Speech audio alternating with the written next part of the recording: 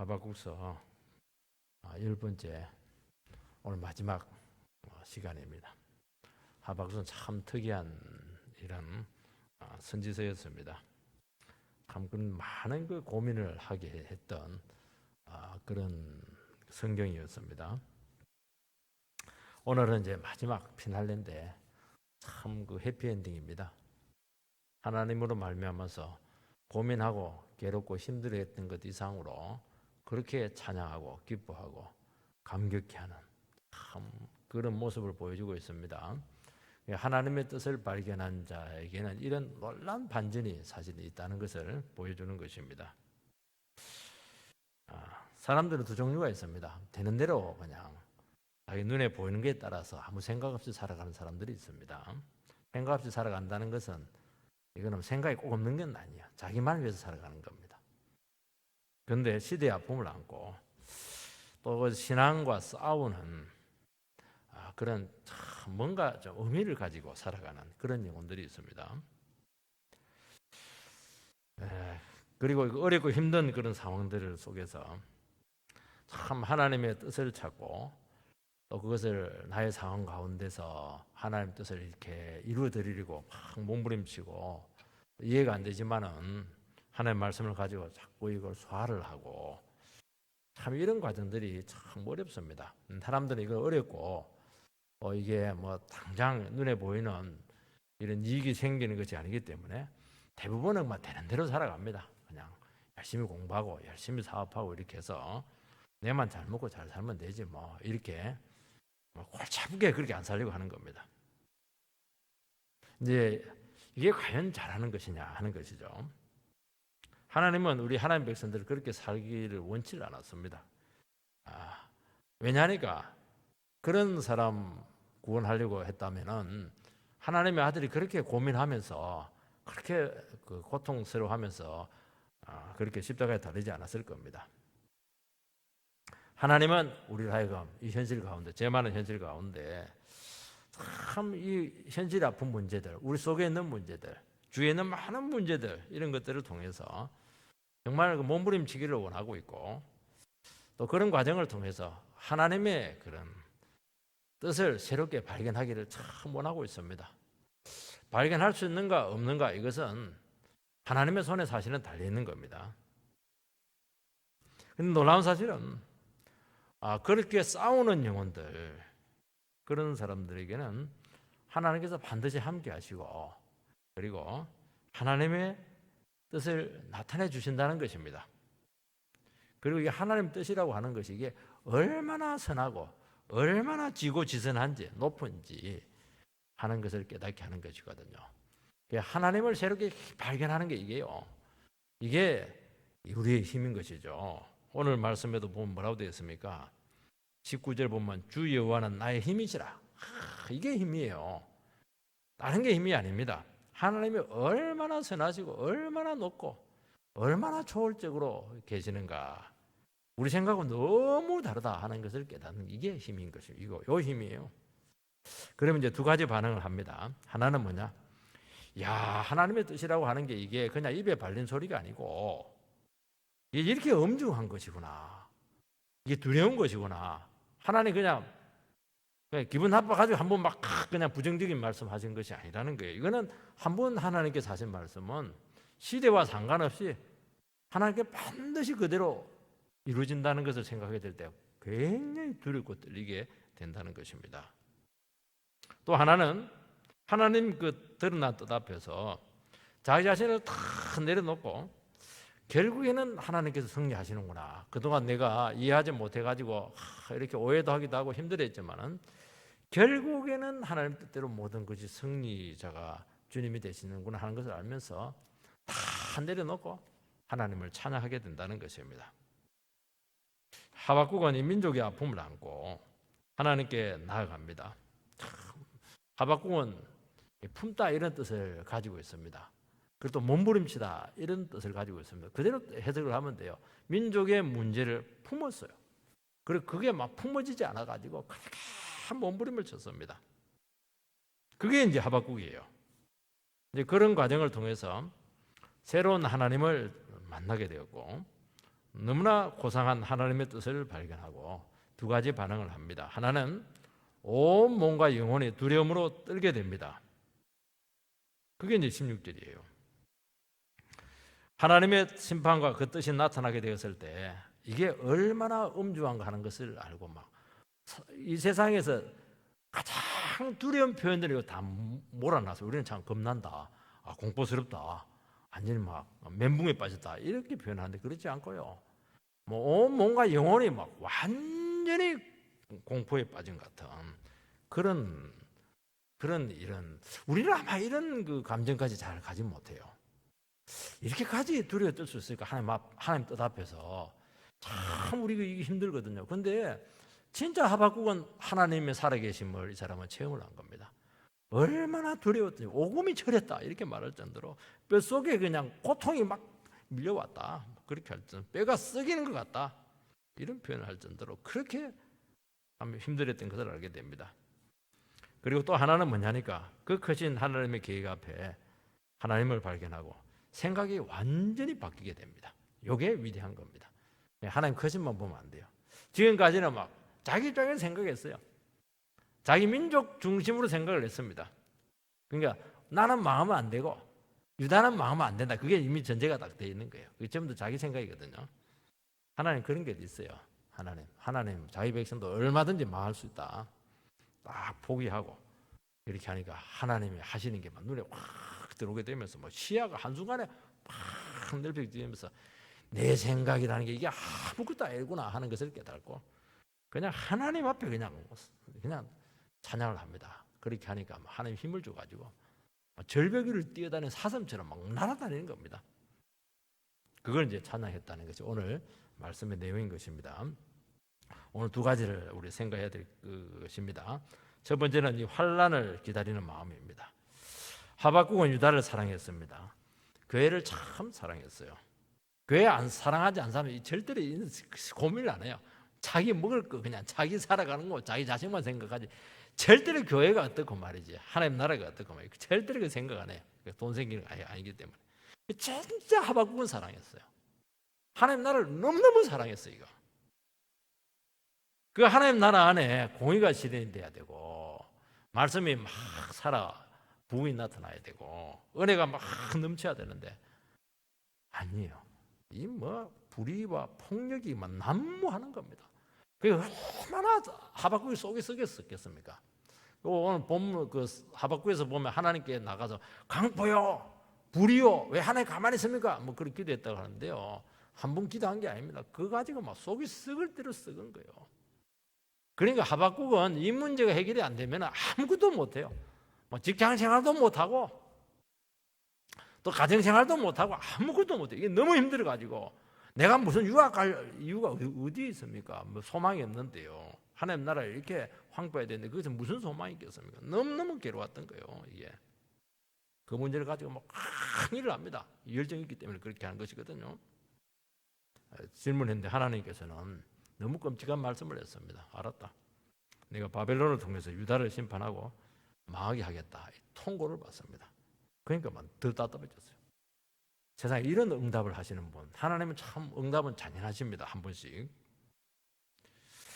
그러니까 하박국은 이제 아니 하나님, 내가 기도한 것을 살려주라고 했지 왜 망하게 했냐는 거예요. 이게 마지막 남은 하나님 나라를 망하게 해서는 어떻게 됐냐는 겁니다. 하나님께서 한 번 더 이야기합니다. 그런 소리 하지 마라. 내가 한마디 뱉은 건 끝났다. 반드시 유다는 망하게 될 것이다. 심판할 것이다. 그리고 심판의 도구로 쓰인 바벨론도 그 죄악 때문에 처절하게 심판하겠다는 것입니다. 그리고 너는 이해 안 되는 그 상황일지 모르겠지만은 의인은 믿음으로 살라고 했기 때문에 혼란한 가운데서도 끝까지 믿음으로 견디라.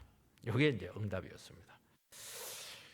이제 하박국은 이제 그 말씀을 듣고 나서 기도합니다. 기도하죠. 하나님 하시는 일이 알겠다고. 하나님의 구원 계획이 이루어지게 되기를 소망합니다. 하나님의 뜻이 부응되기를 원합니다. 그러면서 하나님이 얼마나 놀라운 구원자인가 하는 것을 막 기도를 합니다. 이게 뭐냐니까 전체적인 하박국 3장의 스토리입니다. 하나님께서 유다에게 말했던 것 딱 하나입니다. 하나님의 말씀을 이웃 나라에게 또 주위에 있는 사람들에게 전하는 거예요. 그 하나님을 소개하고 알게 하는 겁니다. 이게 하나님께서 유다 백성들을 이 땅에 두신 목적이죠. 여러분, 성도에 대한 이 하나님의 뜻은 하나입니다. 내가 잘 먹고 잘 사는 게 아닙니다. 하나님을 모르는 그 세상 사람들에게 복음을 전하고 그야말로 참 냉랭하게 살아가고 야박하게 살아가는 그 인생들에게 하나님의 사랑과 은혜를 나눠주는 겁니다. 이게 목적이에요. 이거. 근데 하나님의 백성들이 타락하게 되면 어떻게 되느냐면은 하나님 주신 은혜를 가두어 버립니다. 자기만 챙겨요. 그리고 막 그 은혜를 발표하는 사람도 또 세상 사람보다 더 그냥 탐욕을 추구합니다. 그러면 어떻게 되느냐? 하나님 봤을 때 너희들은 존재할 필요가 없는 거예요. 세상 사람보다 더 탐욕스러운 하나님 백성들을 왜 세상에 있게 하겠습니까? 그러면 어떻게 하느냐? 불신자를 통해서 하나님의 자녀들을 막 징계합니다. 지금 한국에 나타나고 있는 게요. 불신자들을 통해서 지금 교회를 막 징계합니다. 지금 보이잖아요. 지금 안 믿는 사람 통해서 막 온갖 소리 다 듣게 합니다. 이 기독교도 아니고 뭐 온갖 소리 다 듣는 겁니다. 이게 뭐냐니까 이게 하나님의 심판이에요. 유다 백성들 같은 경우는 어떻게 심판합니까? 자기 백성을 바벨론을 통해서 망하게 하겠다는 겁니다. 이게 이제 끔찍한 일이지 않겠습니까? 아직 우리나라 망하지는 않아요. 망할 수도 있는 거예요. 근데 문제는 뭐냐니까 그렇게 해서 하나님께서 심판의 도구를 통해서 망하게 하면 그 결과가 너무 끔찍하다는 겁니다. 하나님 말씀 듣고 하나님 백성의 본 모습을 찾고 하나님 말씀으로 스스로 부응하고 그냥 은혜를 나누어주고 전도하고 이렇게 하면은 아무 문제 없어요. 자기가 다 욕심으로 가둬놓고 이렇게 하면 하나님 손 보면 어떻게 되느냐? 무지무지하게 고통을 당한다는 겁니다. 하나님은 하나님 백성들이 자연받지 못하고 하나님을 등지고 고집스럽게 살아가게 하면 반드시 망해서라도 돌이키게 하시겠다. 왜냐하면 내 백성이니까요. 그런데 그 과정이 얼마나 고통스럽고 끔찍한가 하는 것을 말씀하고 있는 것입니다. 그걸 아는 거예요. 이 하박국은. 그래서 16절에 뭐라고 하냐면 내가 들었으므로 내 창자가 흔들렸고 그 목소리로 말미암아 내 입술이 떨렸도다. 무리가 우리를 치러 올라오는 환난 날을 내가 기다림으로 썩이는 것이 내 뼈에 들어왔으며 내 몸은 내 처소에서 떨리는도다. 하박국은 하나님의 계획과 그 뜻에 대해서 모든 것을 알았습니다. 그리고 하나님의 그 뜻을 위해서 정말 기도했습니다. 하나님 내 생각과 다르네요. 이렇게 했죠.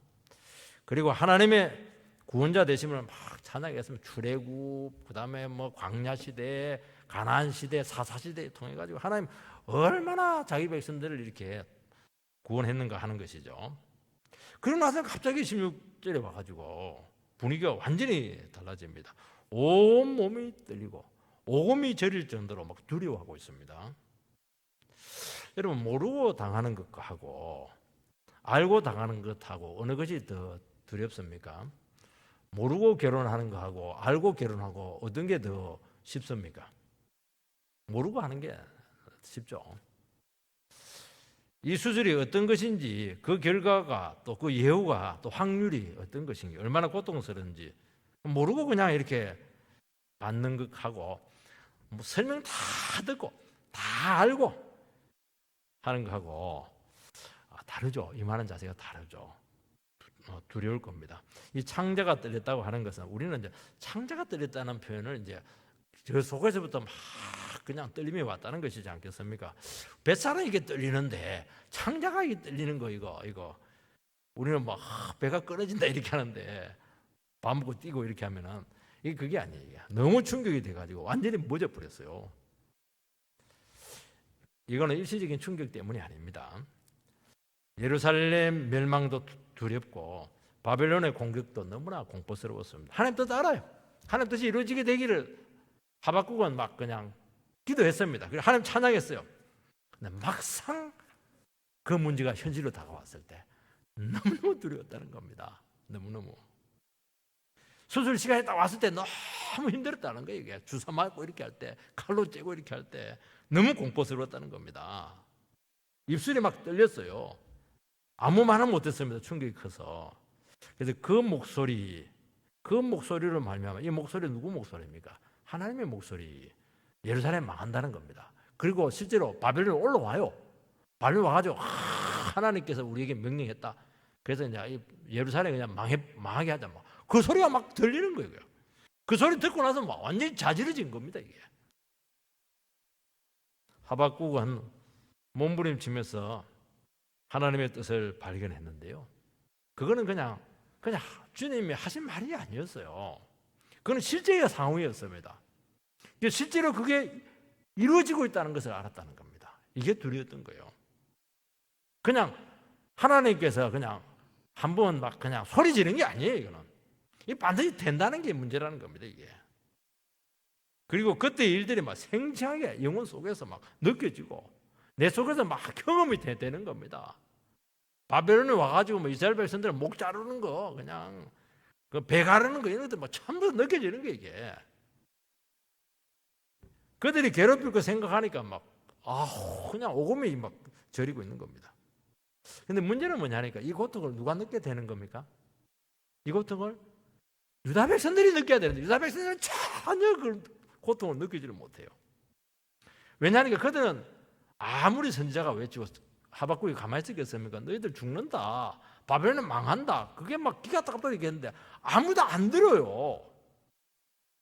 왜냐하면 자기들은 망한다고는 꿈에도 생각하지 않았기 때문이죠. 어떻게 하나님의 백성들이 망하냐? 가끔 겁주지 마라. 하박국 더 얘기하면 너 재미없다. 그렇게 하는 겁니다.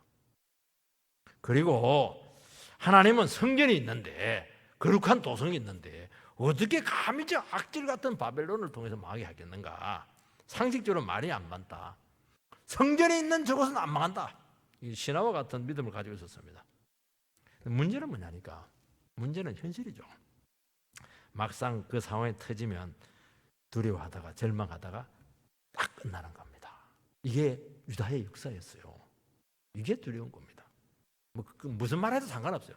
실제로 되면 어떻게 할 거냐는 게요. 그 현실이 닥치면은 선지자는 이미 알고 있는 겁니다. 이미 말씀을 듣고 하나님 앞에 나가서 응답을 받고 전부터 이 문제를 가지고 두려워하고 몸을 가눌 수가 없을 정도로 괴롭고 좌절하고 그렇게 했던 것입니다.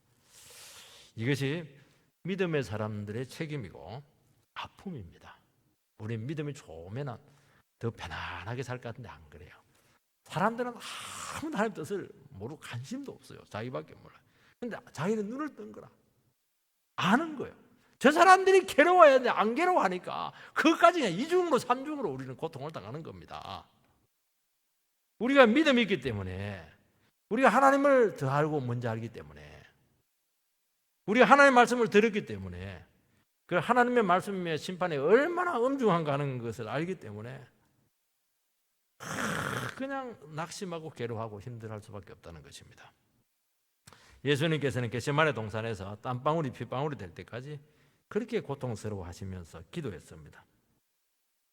여러분 땀방울이 핏방울 되는 게 쉽습니까? 대개는 안 나오거든요. 실핏줄이 다 터졌다는 거예요. 이게 모세혈관이 다 터진 거예요.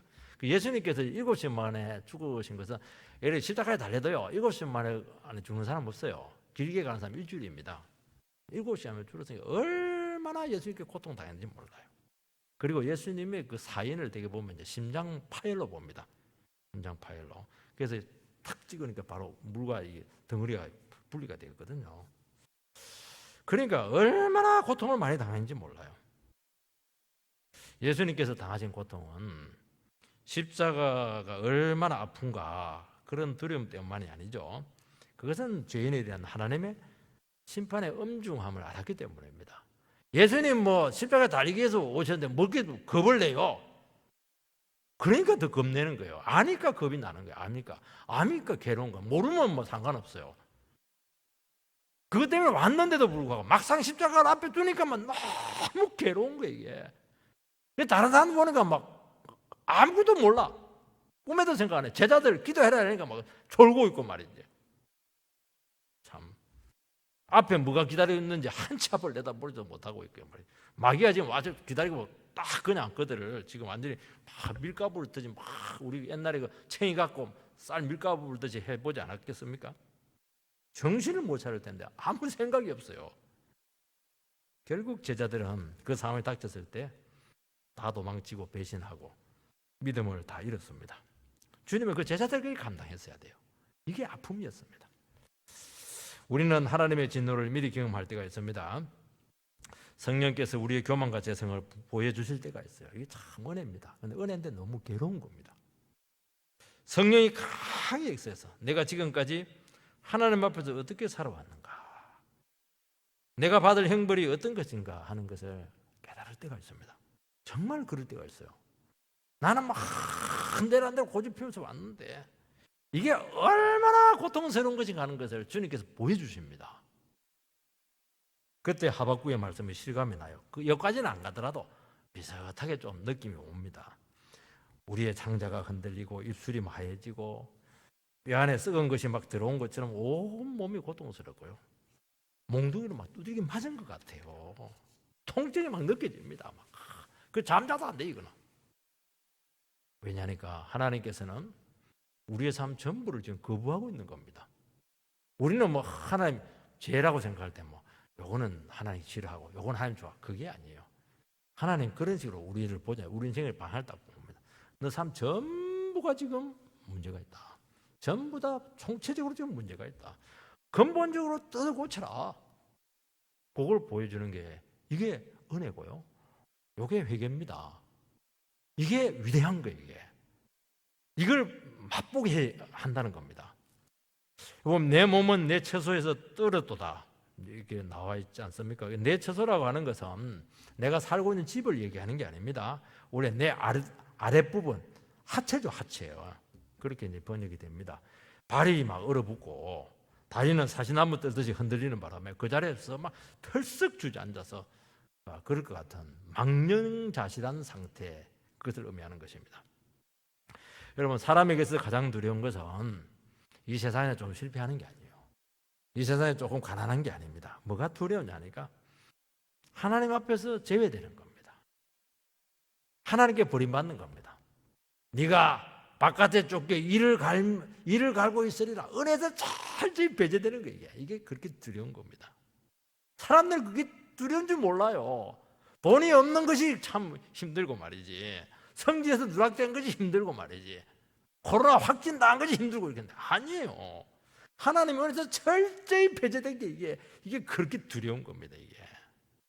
이거는 있을 때는 몰라요.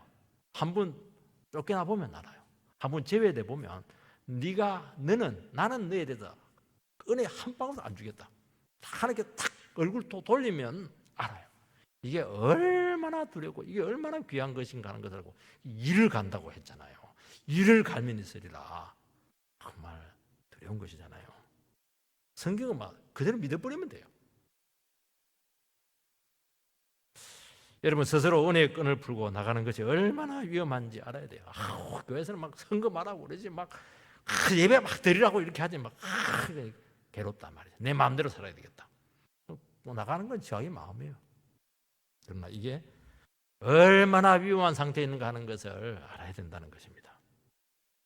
우리는 교만한 것이 이게 인생 살아가는데 뭐 당연하다고 생각해요. 왜냐하면 사람 눌러야지. 이게 얼마나 인생의 대가를 지불해야 될지 영적인 사람, 믿음의 사람은 알아요. 본인은 몰라. 이게 얼마나 교만하고 잘난 척한 게 이게 얼마나 위험한지 몰라. 옆에 사람은 사랑하니까 막 그냥 오금이 저리 오는 거예요. 막 아랫도리가 막 그냥 이게 완전 망연자실하다는 거예요. 이게 자기를 안 죽이고 끝까지 고집 부리고 끝까지 자기를 숙이지 않고 막 고개 쳐들고 있고 말이지. 자기가 얼마나 잘났으면 얼마나 자기가 오르면 이게 하나님과 다른 사람을 얼마나 아프게 하는가 하는 것을 본인은 모른다는 거예요. 근데 우리가 그 외면할 수는 없으니까 그 영혼에 대한 책임 때문에 이중으로 괴로워요. 내 문제도 힘들고 그것 때문에도 힘들고 그렇다는 겁니다. 이게 하박국의 심정이었어요. 이 보면 참 놀라운 반전이 나옵니다. 환난 날을 내가 기다림으로. 환난을 기다리는 사람이 어디에 있습니까? 반전이죠. 하박국은 심판에 대한 그 두려움들, 그 엄중함을 막 온 몸으로, 온 영혼으로 느꼈습니다. 근데 갑자기 그 환난 날, 바벨론에 쳐들어온 그 심판의 날, 그 날을 자기는 잠잠히 기다린다는 겁니다. 도망 안 가고, 피하지 않고, 외면하지 않고 그대로 받아들이겠다는 겁니다. 이거는 뭐죠? 이미 하박국은 각오를 한 겁니다. 왜냐하면 그날에 대한 영적인 성격을 알기 때문이죠. 이걸 모르면 이제 이때 가서 이제 사람들 다 죽습니다. 여기서 망합니다. 스스로 그냥 기절해버려요. 근데 이미 하박국은 준비가 되어 있어요. 그 모든 의미를 알기 때문에 그 환난 날을 내가 잠잠히 지금 기다리고 있습니다. 그 얘기를 하는 겁니다. 자녀가 수술실에 들어갈 때 막 자녀들은 막 살려달라고 아파 엄마 살려줘. 그러면 막 부모는 막 자기가 막 들어가고 싶죠. 그래 내가 올라갈게 수술실에 코가 막 시큰거리고 말이지 이렇게 하는 거예요. 눈시울이 막 빨개지고 이렇게 하는 겁니다. 그렇지만은 뭐 어쩔 수 없어요. 네가 당해야 되는 겁니다. 의사의 손에 맡길 수밖에 없습니다. 의사 보고 막 약하게 째더라 그 말도 못해요. 우리 애를 왜 그냥 째냐고 그렇게 하는 부모 어디 있어요? 그동안 부모가 그 자녀에게 너 제발 그렇게 살지 마라 말이지. 그래서 하면 병든단 말이지. 인생 망친단 말이지. 기가 따갑도록 말했는데 안 들어요. 욕망에 차가지고 털고는 털컥 그냥 그런 끔찍한 일을 당할 수밖에 없는 거예요. 미리 들었으면 이런 상황이 안 왔을 텐데 말이죠. 결국에는 뭐 의사한테 수술을 받을 수밖에 없고 유방법밖에 없는 겁니다. 하나님의 수술밖에 회복일이 없다는 것이죠. 왜냐니까 뭐 말을 안 들으니까 어쩔 수가 없는 거예요. 뭐 하나님 수술실에 맡길 수밖에 없는 겁니다. 이것이 아픔이죠. 이것이 괴로움이에요. 이것이 하박국의 고통이었어요. 하나님 내가 설교할 때, 내 하나님 말씀할 때 듣지. 끝까지 고집피우다 왜 막다른 골목까지 갔냐. 나야 그래도 고민하면서 환난 날을 수용할 수 있는 뭐 내공이 생겼지만 너희들 어떻게 하려고 그러냐. 내가 그때 손도 못 쓸 텐데 내가 살아있을지도 모를 텐데 그때는 너희들 어떻게 그거 다 하려고 그래.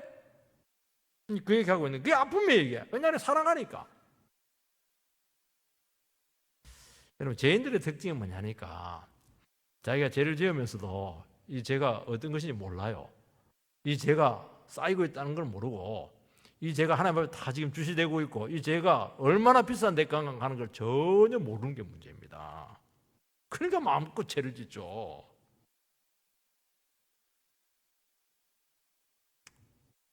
감각이 없고 깨닫지 못하다가 결국에는 만신창이가 됩니다. 그나마 깨달으면 돼요. 만신창이라도 못 깨닫는 사람이 있습니다. 그때 막 살려달라고 합니다. 그렇지만은 그가 당하는 고통과 아픔을 우리는 잠잠히 받아들이고 지켜봐야 돼요. 이제는 손 쓸 수가 없어요. 여기서는 손을 못 써요. 그전에는 손 쓸 수 있었거든요. 신방도 하고 뭐 기도도 해주고 안수도 해주고 그렇게 하는데 이제는 손을 못 써요. 왜냐하면 만신창이 됐으니까. 이거는 내 손을 떠난 거예요. 이거는 하박국 손을 떠난 거예요. 할 수가 없는 거예요. 지켜봐야 되는 겁니다. 아프지만은 의사 붙들고 막 그만하라고 그렇게 어떻게 할 수가 없어요. 영혼에 대한 안타까움이죠. 인간에 대한 건 야속함이죠. 살아가니까 안타까운 거예요. 왜 저렇게 만신창이가 됐냐 너희들. 야속한 거예요. 그때는 막 콧방귀도 안 끼더니 좀 만신창이 되니까 살려달라고 바지끝에 잡고 막 늘어지는데 야속한 거예요. 이게 야속한 거예요. 진작거리지 진작. 근데 이것만이 마지막 하나님께서 주시는 구원의 길이고 이게 회복의 길입니다. 하나님 여기까지 우리를 인도하셔서 다시 한 번 더 기회를 주신다고 말씀하시는 것입니다. 하나님께서는 이런 두려움과 절망을 주시는 이유는 하나님 한 분만을 바라보도록 하시기 위해서입니다. 여러분 우리는 사람에게 철저히 실망해요. 정말 환멸을 느낍니다. 믿었던 사람인데 조금 들어가본 게 아니에요. 정말 내가 정말 누구를 믿고 살아갈까? 정말 이런 걸 느낄 때 참 많다는 거예요. 지나치게 하면서 그때 어떻게 하느냐? 힘을 쫙 빼고 이제 하나님 바라볼 수밖에 없어요. 그전에는 뭐 그 사람을 통해서 뭐 계획도 많이 세우고 말이지 막 이렇게 여러 가지 뭐 좋은 뭐 여러 가지도 생각, 미래도 그리고 이런데 아무 소용 없어요 그거. 그냥 잠잠히 환란을 인식하면서 회복의 소망을 가지는 겁니다. 마지막에는 이렇게 가요. 그래서 기대 안 해요. 그냥 기도하고 그냥 하나님 뜻 깨닫고 서서 일어서고 떠내려가지 않으면 좋겠다. 그렇게 하는 겁니다. 결국 그것까지 갈 수밖에 없는 거예요. 우리 인생의 문제는 그걸 지금 이야기하고 있는 겁니다. 여기서 끝났으면 참 우리는 답답할 텐데 아니에요. 여기서 놀라운 반전이 일어납니다. 두 번째, 하나님에 대한 승리의 찬양이 나옵니다. 17절 18절 말씀을 보면 비록 무화과 나무가 무성하지 못하며 포도나무가 열매가 없으며 감람나무에 소출이 없으며 밭에 먹을 것이 없으며 우리의 양이 없으며 외양간에 소가 없을지라도 나는 여호와로 말미암아 즐거워하며 나의 구원의 하나님으로 말미암아 기뻐하리로다. 갑자기 분위기가 달라지고 있습니다. 무화과나무, 포도나무, 감람나무는 가나안의 대표적인 3대 과실나무인데 이것은 가나안 축복의 상징입니다. 그러니까 가나안 축복이 다 빼앗겼다는 겁니다. 양과 소는 가장 소중한 가축입니다. 지금도 마찬가지잖아요. 시골에는 세상 목록 1호입니다. 과일, 가축 다 잃어버린 거예요. 이거 없으며 이게 뭐 5번 나오니까 그들 났다는 거예요. 남아있는 게 없는 겁니다. 왜요?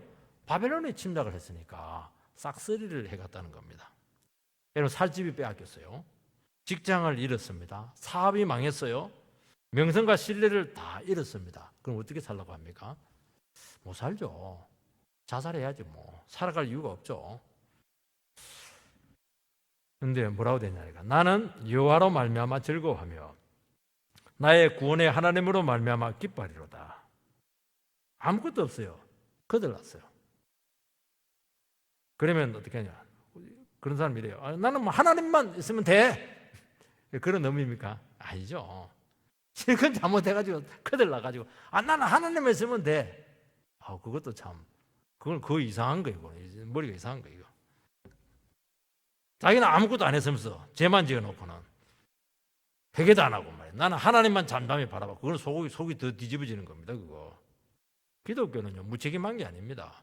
기독교는 현실을 직시해야 되고 자기가 해온 모든 것들에 대한 책임을 지는 것이 이게 기독교입니다. 하나도 그 생각을 안 하면서 뭐 어려움도 하면 하나님께 기도만 하고 있어. 가정스럽죠. 그거는. 이 뭐 여호와로 인하여 이렇게 되어 있잖아요. 이거는 여호와 안에서 그런 의미를 가지고 있습니다. 내 마음이 주님의 마음과 같아졌다는 겁니다. 원래 하박국은 괴로웠습니다. 왜 괴로웠냐니까 물론 뭐 이스라엘 상황이 어려운 것도 있지만은 하나님의 마음이 이해가 되지 못해. 너무 야속했어요. 너무 원망이 되었고 막 하소연도 하고 말이죠. 괴로웠고 말이죠. 어떻게 하나님께서 유다를 이렇게 험악하게 대할 수가 있습니까? 너무 혹독합니다. 불만이 많았어요. 그런데 하박국이 뭘 잘했냐니까 그래도 마음을 닫질 않았어요. 그러니까 이게 은혜입니다. 이게 하나님의 말씀을 붙들고 가는 사람들 욕이 돼요. 막 이해가 안 되고요. 막 원망스럽고 이해가 안 되고 그렇게 떨어도요. 하나님의 말씀에 다 붙잡힌 사람들은 하나는 열어놔요. 하나님 말씀이 뭐라고 하나 그걸 열어놓는 겁니다. 이게 얼마나 위대한지 몰라요. 그런데 하나님 말씀 떠나고 경험 의지하고 체험 의지하고 이렇게 하는 사람 욕이 안 돼요. 이게 딱 자기 이해가 안 되면 딱 마음이 다쳐가지고 틀어져 버리고 교회 여기 없으면 교회 없나 이렇게 하면서 막 등을 돌리고 이렇게 가거든요. 근데 하나님 말씀을 소중히 여기는 사람들은 어떤 상황이 생기고 말이야 사람들이 어떤 부정적인 말을 해도 이렇게 해도 하나님 말씀 한번 보자 이렇게 하는 겁니다. 하나님 말씀 보면 하나님께 말씀을 다 해주거든요. 그래서 늘 신앙은 하나님 말씀과 함께 하러 가란 말이 기가 따도록 제가 말씀하시는 것이 바로 이 고비에서 아무도 넘어가지를 못한다는 거예요. 이게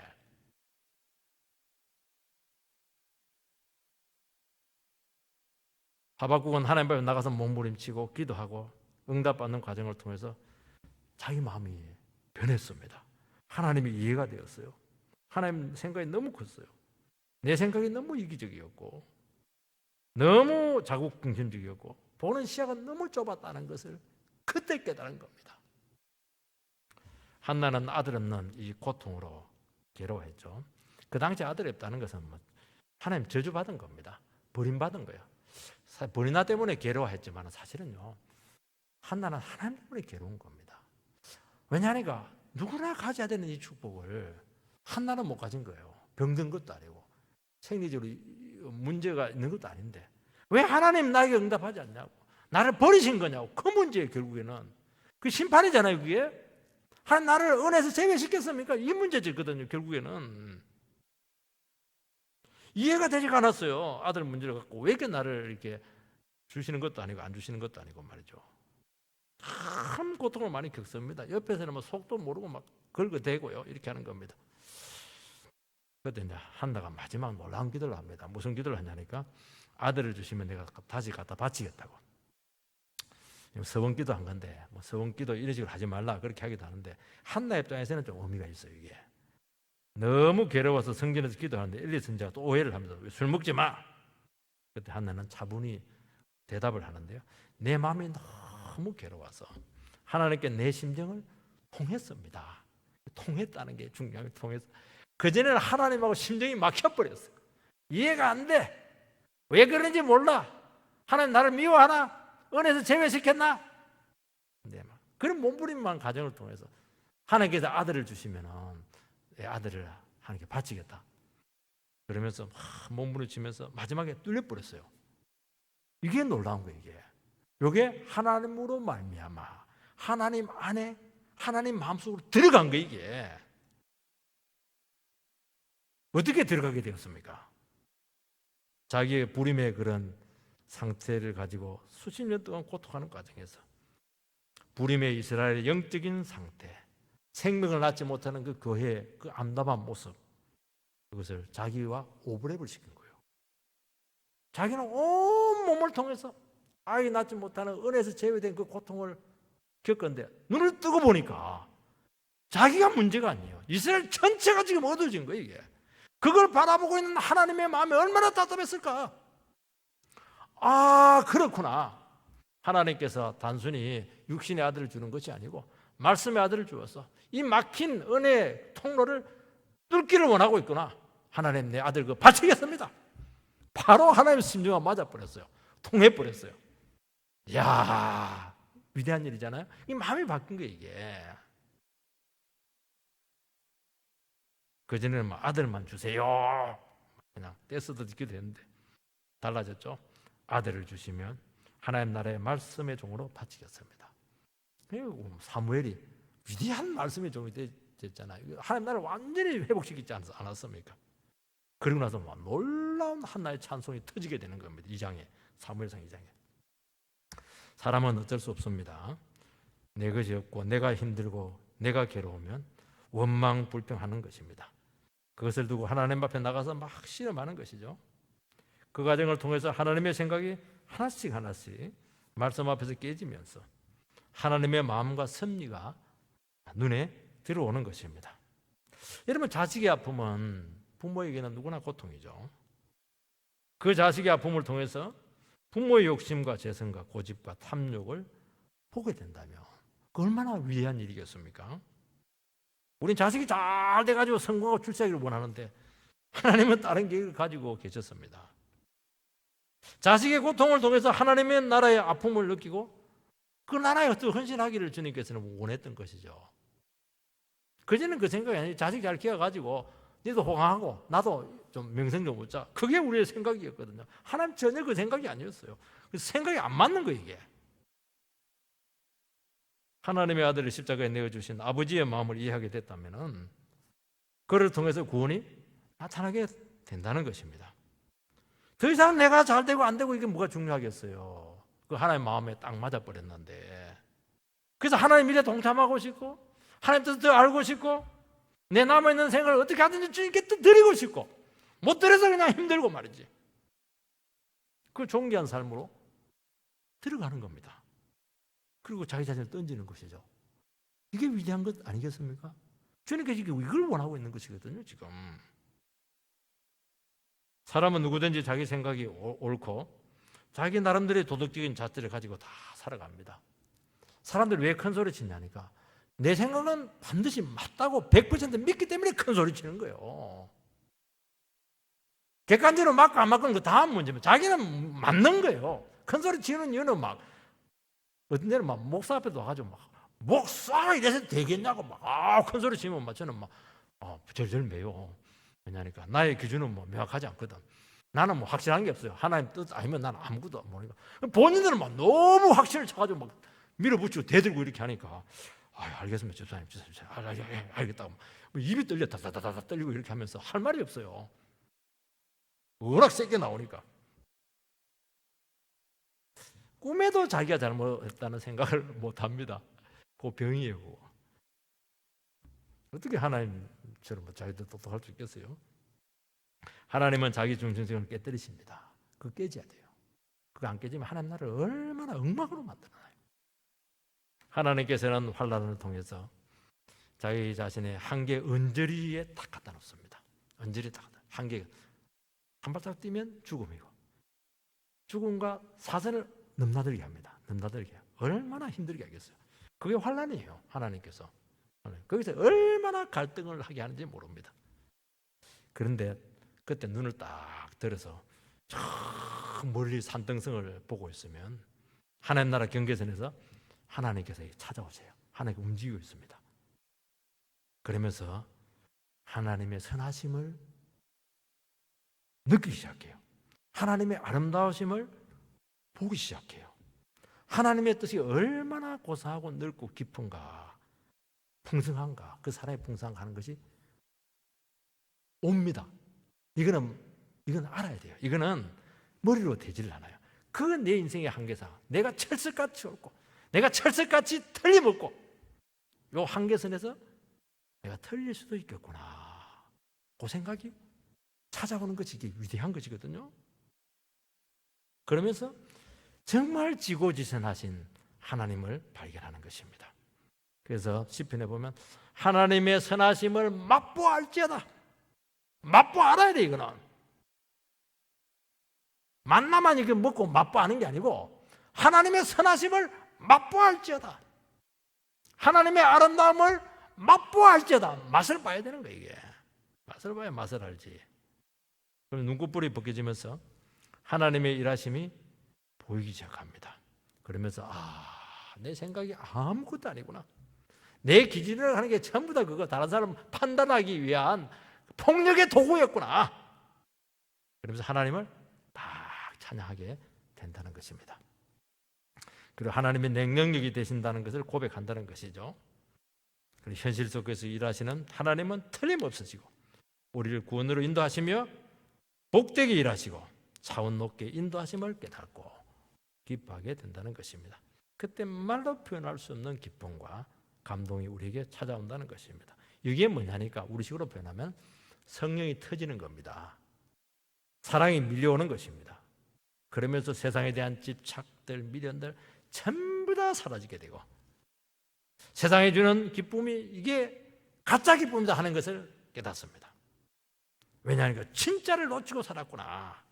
부산물에 눈물었구나 하는 것을 알면서 다시 한 번 더 새로운 소망 가운데 서게 될 줄 믿습니다. 19절 보면 주 여호와는 나의 힘이시라. 나의 발을 사슴과 같게 하사 나를 나의 높은 곳으로 다니게 하시리로다. 이 노래는 지하는 사람을 위하여 내 수금에 맞춘 것이니라. 하나님의 세계 경영, 하나님의 구원 역사를 깨닫습니다. 영혼에 힘이 생기면서 얼마나 대단한지 사슴처럼 막 절벽을 막 뛰어다닙니다. 동물의 왕국 보면 저는 깜짝 놀라게 분명히 작은 그 바위를 분명히 4개를 신었는데 거의 90도 되는 그 절벽을 막 날아다니더라고. 사슴이. 정말 사슴은 대단한 동물 같아요.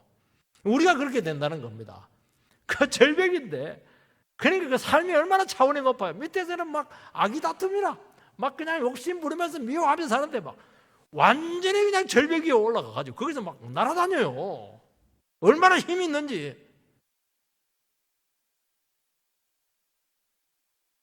여러분, 유다가 망한 것은 하나님이 힘이 없어서가 아니라는 겁니다.